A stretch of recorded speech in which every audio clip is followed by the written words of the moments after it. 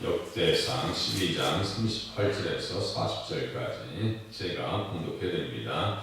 이 모든 군사가 전열을 갖추고 다 성심으로 헤브론에 이르러 다윗을 온 이스라엘 왕으로 삼고자 하고 또 이스라엘의 남은 자도 다 한마음으로 다윗을 왕으로 삼고자 하여 우리가 거기서 다윗과 함께 사흘을 지내며 먹고 마셨으니 이는 그들의 형제가 이미 식물을 준비하였음이며 또 그들의 근처에 있는 자로부터 이사갈과 스불론과 납달리까지도 나귀와 낙타와 모세와 소에다 음식을 많이 실어왔으니 곧 밀가루 과자와 무화과 과자와 건포도와 포도주와 기름이요 소와 양도 많이 가져왔으니 이는 이스라엘 가운데 기쁨이 있음이었더라. 아멘.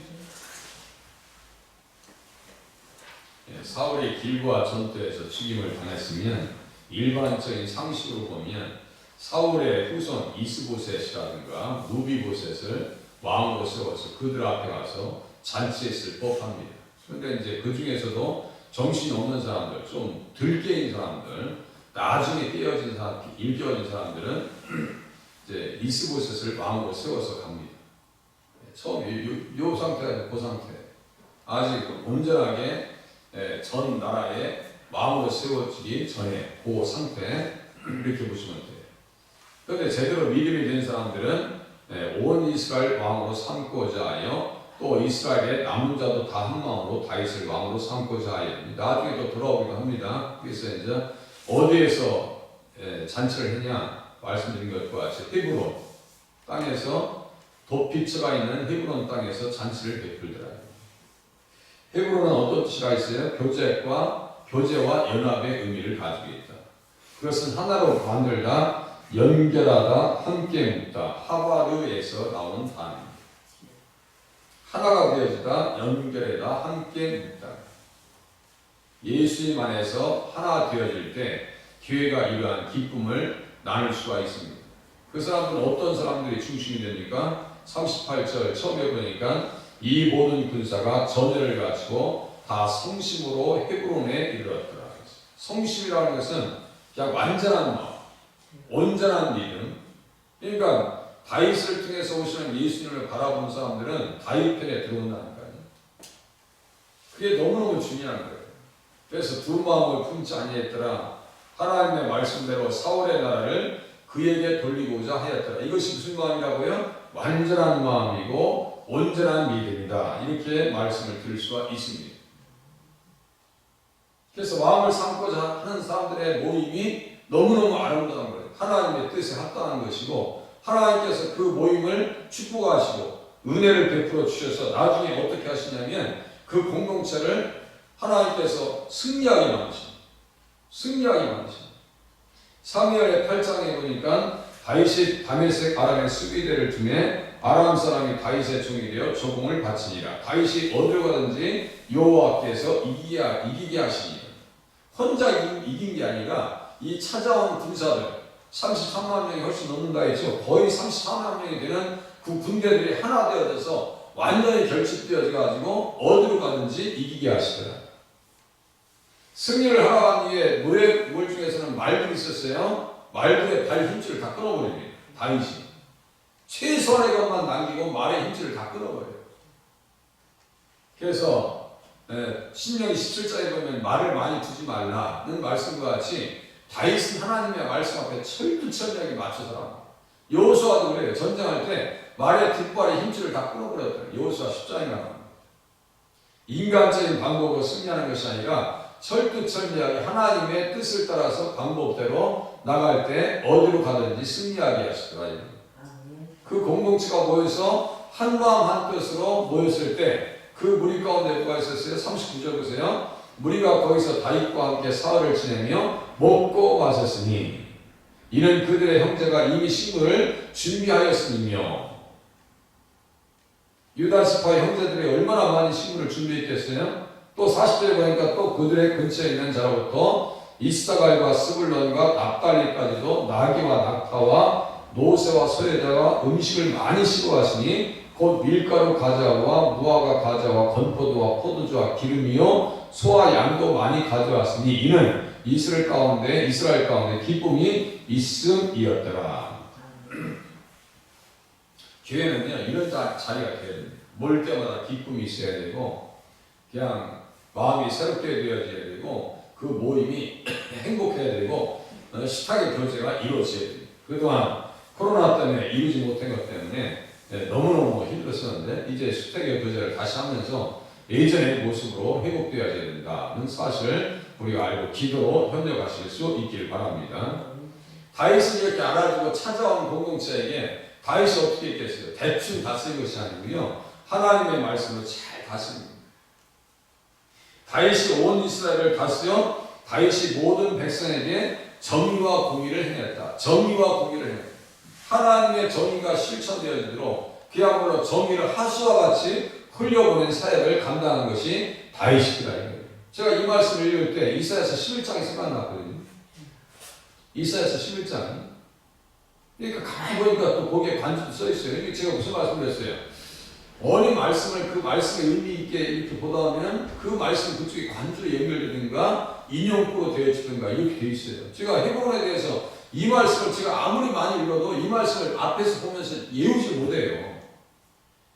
이번 주에도 성경을 많이 읽고 듣고 했어요. 그런데도 불구하고 기억 속에 완전히 남지 않아요. 그래서 또 듣고 또 헤아리고 온단 말이에요. 헤브론은 식탁과 교제와 연합의 장소가 있죠.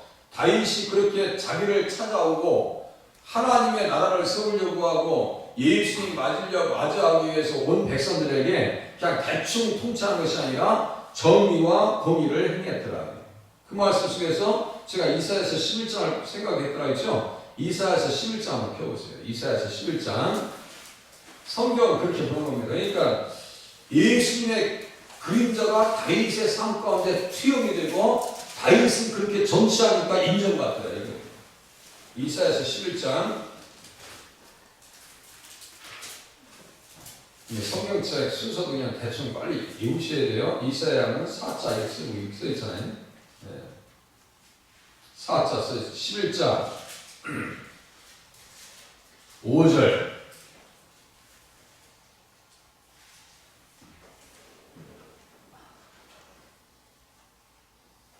자, 그래서 이사야서 11장 5절에 보면 공의로 그의 허리띠를 삼으며 성실로 그의 몸에 띠를 삼으리라고 했죠. 그러니까 지금 여기에서 공의로 그의 허리띠를 삼으며 성실로 그의 몸에 띠를 삼으리라는 것은 예수님 얘기하는 거예요. 예수님이 어떤 분인데요? 11장 1절 보세요.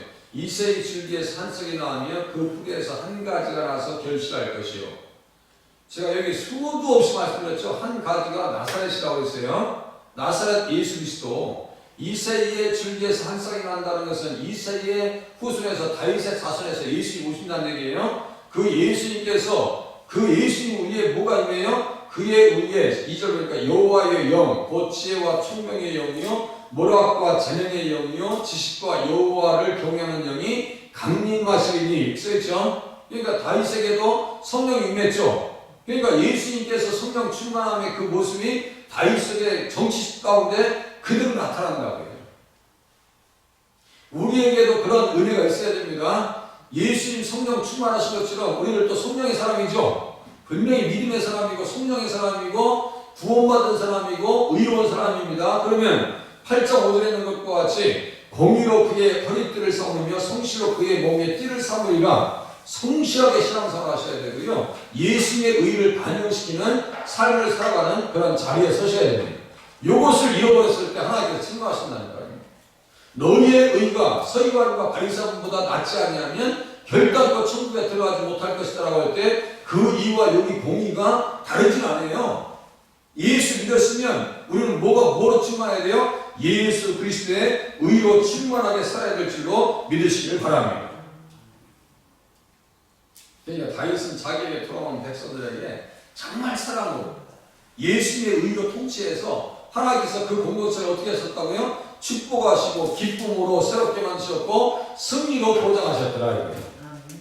우리가 예수님을 따라서 예수님 말씀 듣고 사는 사람들에게 하나님께서 똑같이 헤브론 공동체에게 하나님께서 기쁨을 준 것처럼 승리를 하게 해준 것처럼 우리 믿음의 공동체에게 가정에게 그러한 은혜가 있을 수 있기를 바랍니다. 그 은혜가 또 주어져야 돼요. 늘 승리하고 기쁨이 있고 감사가 있고.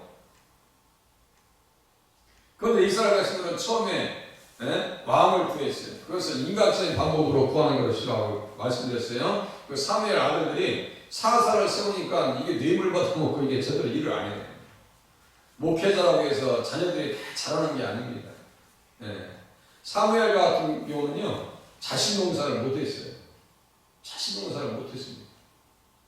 어떤 가정을 보면요, 목회는 좀 부족했다 할지라도 자녀들이 잘하는 가정이 있더라고요. 또 사무엘은 좀 안타까워요. 자녀들이 온전히 서있지 못해요. 그러니까 그것이 비밀이 가지고 이스라엘 백성들이 와서 우리에게 왕을 달라고 구하는 거예요. 하나님께서 안 이뻐하셨어요.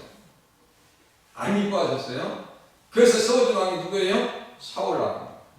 이스라엘 백성들은 이것을 뼈저리게 안 거예요. 야, 사람이 구한 거, 사람이 사람의 정욕으로 구한 것은 이렇게 잘못되는 거야. 나중에 누굴 구해요? 다윗을 구하는 거예요. 뭐에 근거해서요? 창세기 40장 8절에서 10절까지 유다의 자손에서 귀가 떠나지 않고 통치자의 지팡이가 떠나지 아니한다는 그 말씀을요, 피부로 깨닫는 거예요. 야, 이게 하나님의 뜻대로 구해야지.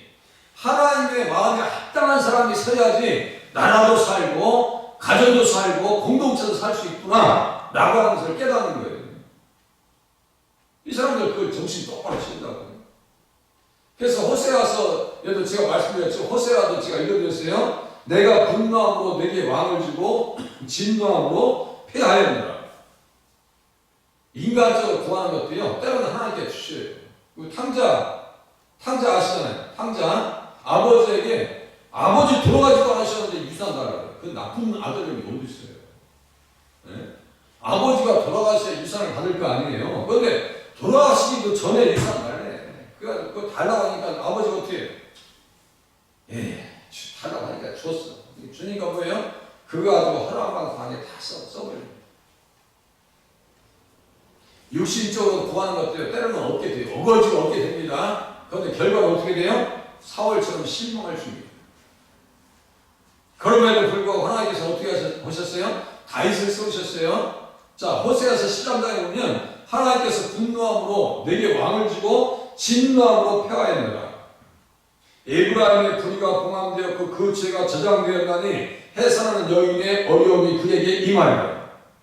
인간적인 방법으로 여로보암을 왕을 세웠어요. 똑같아요. 지금 호세아가 여로보암 2세가 통치할 때예요. 잘 먹고 잘 살았습니다. 잘 먹고 잘 살았어요. 여로보암 2세가 통치할 때는요, 멸망하기 바로 전에는 잘 먹고 잘 살았어요. 그러니까 나는 부자라, 나는 실로 부족한 것이 하나도 없어요. 하나님께서 인정하지 않는데 자기는 스스로 자의하면서 이야, 우리는 이 정도로 행복해. 하나님께서 인정하지 않으셔요.